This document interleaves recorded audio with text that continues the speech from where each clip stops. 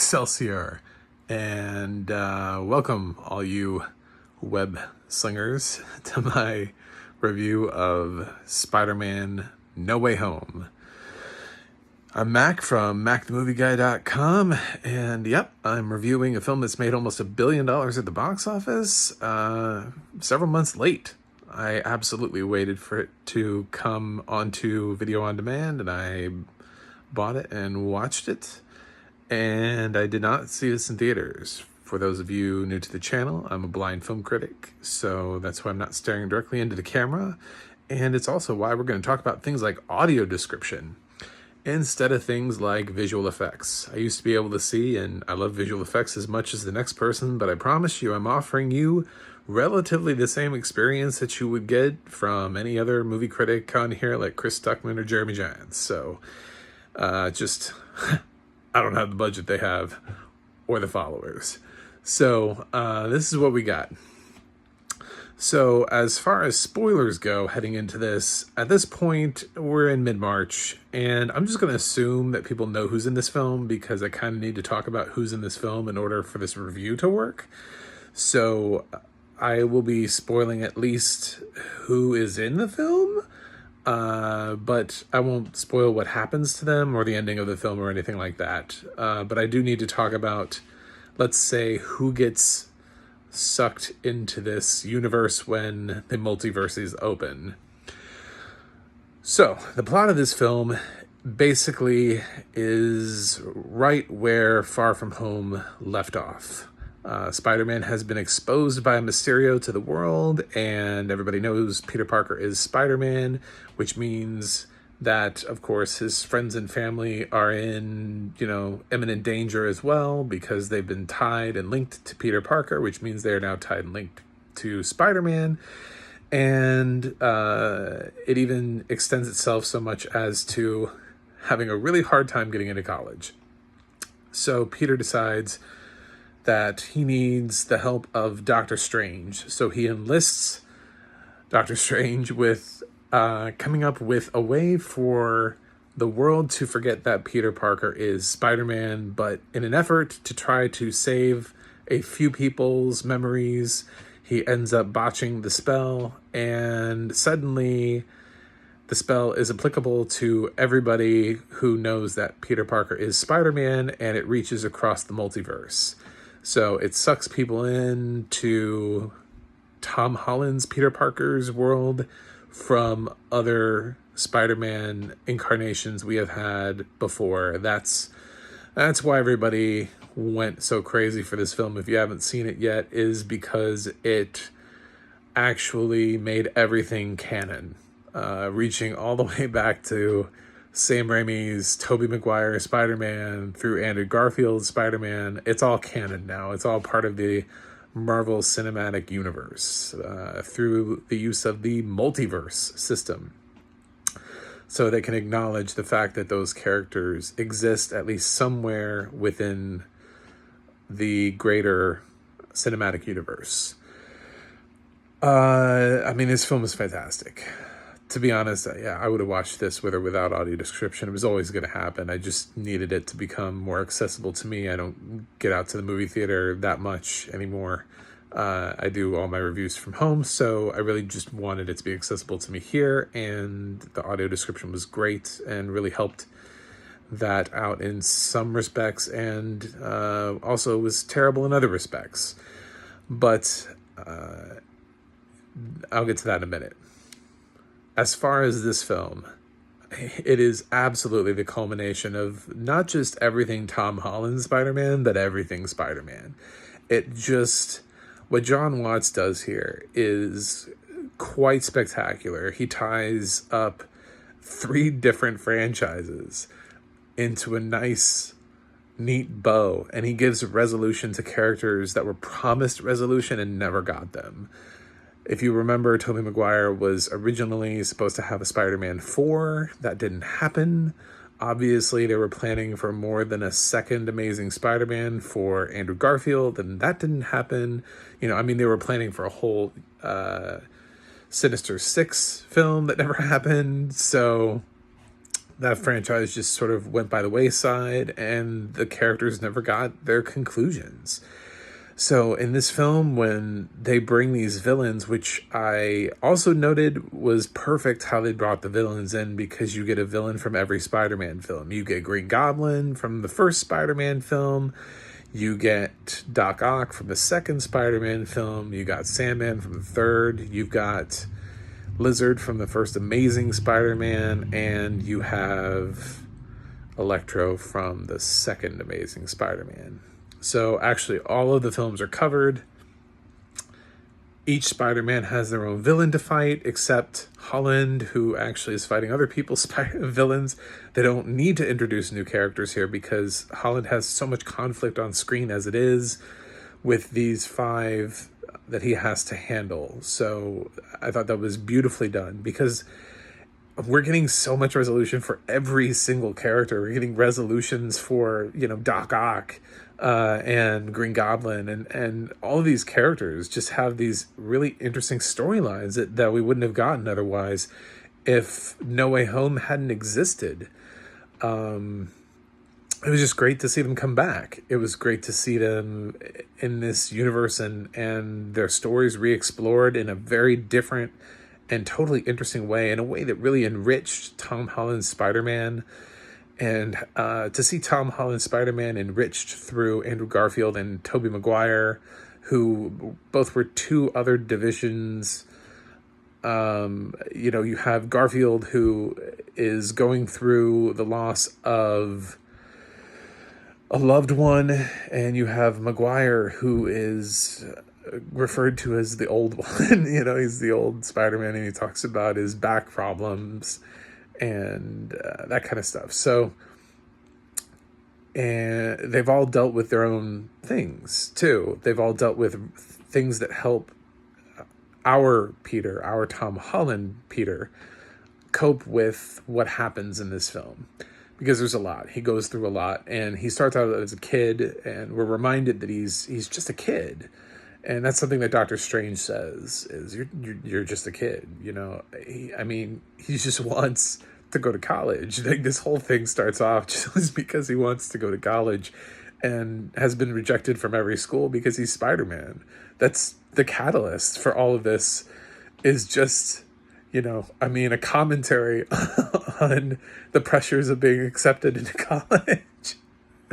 So I thought that was brilliant. It was everything about this. I love the lines. They made sure to have Tobey Maguire call Andrew Garfield's amazing a couple times, just to really drive home the fact that he was from the Amazing Spider-Man. He's like, no, you're amazing. No, you're amazing. Like, it's just, I was like, I get it. It's hilarious. Good job. That's, on point. There's just, I don't know. I feel like I could talk about all of the things that I loved about this film all day long. I loved that we didn't have to be introduced to new characters, that all these characters were the ones that we've known either through just this series of films, through Garfield's series of films, or through Maguire's series of films. There was no introduction needed, and that's sometimes why sequels work so well, is because they don't have to introduce you to the world in which they live. They just build on it. And a sequel that doesn't have to introduce any new characters and just can build solely on the experience without having to explain to you, like the last sequel did, who is Mysterio? Where does he come from? What does he want? What are his powers? That whole thing. We don't have that here. We know who these villains are. We know exactly what they want. We know what they're capable of. We know who they were before. We know all of their backstories. It's amazing how great this film truly is, because of the setup, because of the risk that they took in pulling everybody in like that. That's why I had to talk about it, because there's no way to not talk about this film in any sort of detail without acknowledging the presence of these people in the film. It's terrible to call them a spoiler, because other stuff happens in the film that technically are spoilers, that I'm not talking about. This does not affect your enjoyment of the film. Knowing that these people exist in the film should not affect how you enjoy the film. Knowing what happens should affect your enjoyment of the film. Is there any negative? I don't know. I suppose I would have pulled Kirsten Dunst into this film. I thought to have that MJ dynamic would have been interesting, especially considering that Garfield doesn't have a love interest anymore, and that sort of is his thing. It would be interesting for us to be reminded that Maguire's love interest still exists, and to see the contrast in the MJs between Kirsten Dunst and Zendaya. I just think that would have been an additional cherry on top of an already amazing cake on top of a pie. I don't know, something. It's just, it would have been just a little extra flavor that would have been kind of cool to see that dynamic. But, maybe it was her shooting schedule. I don't know. Maybe she's making Power of the Dog. Who knows? But it was... that's maybe the only thing I would have done. I do always run into a problem now, with every single thing that's Marvel, ever since Endgame. Now that I know all of these heroes know each other, and they all exist, and they know who they are, they've all met. Every time they go off on these solo adventures, even in the Disney Plus series, and there feels like there's this huge world event type thing, this huge catalyst that could destroy everything or dramatically change the way we see the world. And they just kind of let the main character in which the story revolves around take care of it. I wish there were more side references to where these other people are and why they're not helping. I think there's some of the shows I've occasionally mentioned, where Hulk is, and in this one they talk about Nick Fury and how he's been off planet. But they don't really address any of the others. They don't address where Ant-Man might be, or Falcon, or really anybody. I mean, we have Doctor Strange, and Wong is in the film for a minute and then pieces out, and that's all you get. You get Doctor Strange, and the rest of the Avengers and their extended family, everybody's just whatever, cool. I don't know if this takes place at the same time as Hawkeye, but that dude was in New York City, obviously, in his last limited series. That's the same problem I've had with New York City always being the focus of these films, is all of those Defenders that are now canon to the MCU all took place in New York. What are they doing? So New York shouldn't have been the only city. We should have had some Chicago heroes or some Boston heroes or something to make a little bit more sense. Because every time stuff goes down in New York, I always wonder, where is everybody? There are some little, cute little things throughout the movie, but I do always think about that. Anyway, audio description. Yeah, this audio description, I'm always glad to have audio description, because we should have audio description on everything. It should be like closed captioning, where it just happens naturally. We shouldn't have to fight for it. We shouldn't have to look for it. The services should just carry the audio description over from one to another. Once it's made, it should just be attached to the film, no matter which streaming service it goes to, and more cable channels need to be forced to air the audio track as a secondary channel, and we have to do better. But this was not good audio description in many ways. There were a lot of missed transitions. We just appeared in other places without any notification that we were in a new place.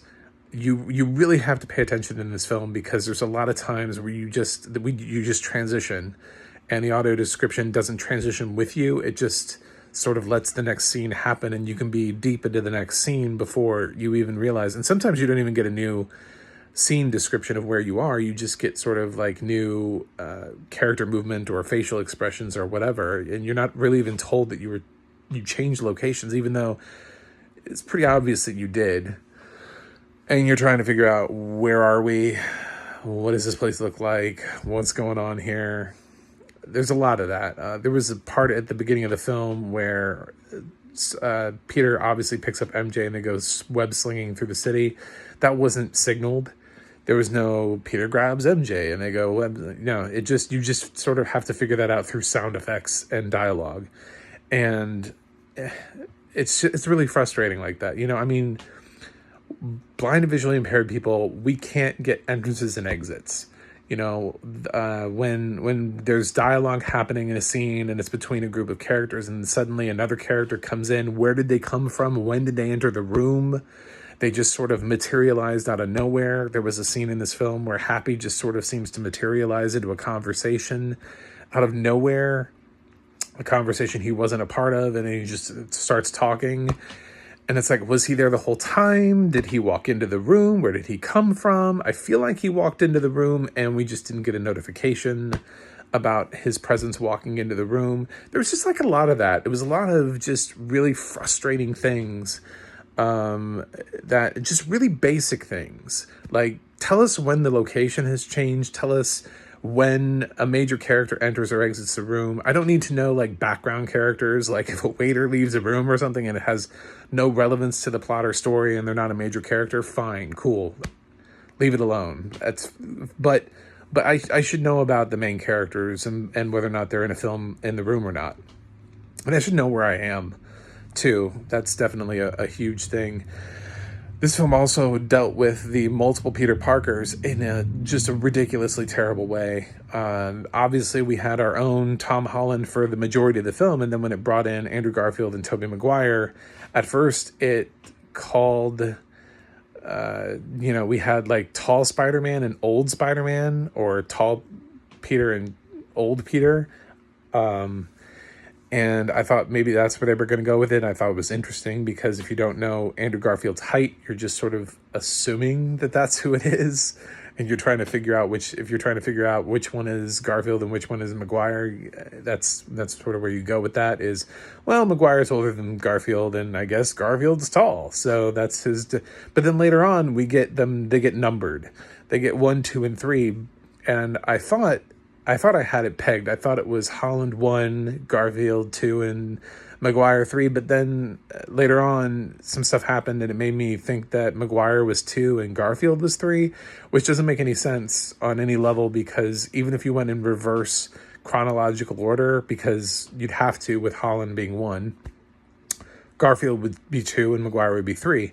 And if you go by how they're introduced into the film, then Garfield is still 2 because he's introduced into the film before Maguire is.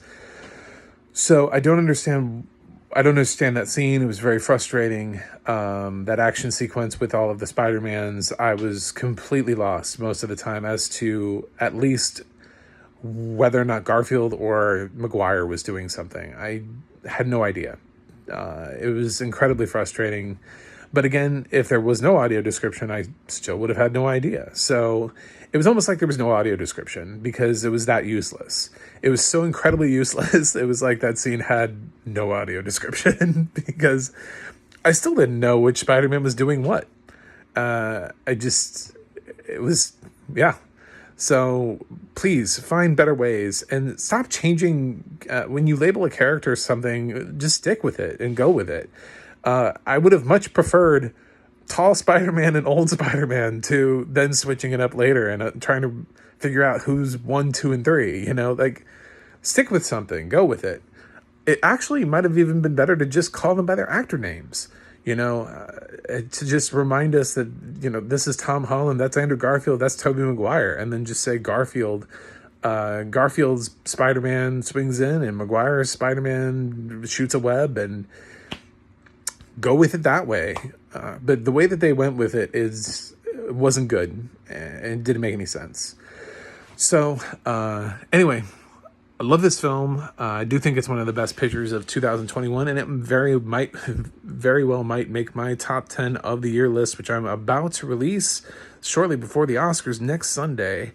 So look for that coming up. As always, I have to give this film a grade, and I'm really excited about this. I think Spider-Man Homecoming was my favorite Spider-Man film going into this. I think this is better. I think John Watts topped himself.